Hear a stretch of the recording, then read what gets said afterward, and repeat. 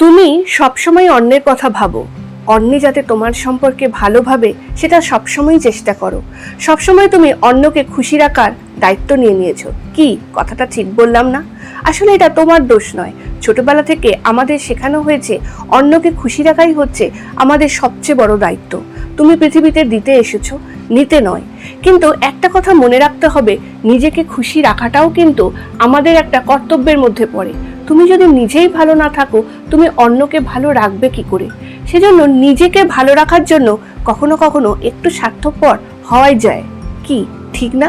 একটুখানি স্বার্থপর হয়ে যদি তুমি নিজের মনটাকে যত্ন নিতে পারো, নিজের মনটাকে ভালো রাখতে পারো, তাহলে তুমি পাশের মানুষগুলোকেও আরেকটু বেশি খুশি রাখতে পারবে এবং আরো একটু তাদেরকে ভালোভাবে তুমি তোমার আচরণটাকে প্রকাশ করতে পারবে এবং তারা তোমার সম্পর্কে আরো ভালো ইমপ্রেশন নিতে পারবে। সেজন্য সবসময় স্বার্থপর হওয়াটা দোষের নয়, নিজেকে ভালো রাখাটা তোমার নিজেরই দায়িত্ব। কি কেমন লাগলো?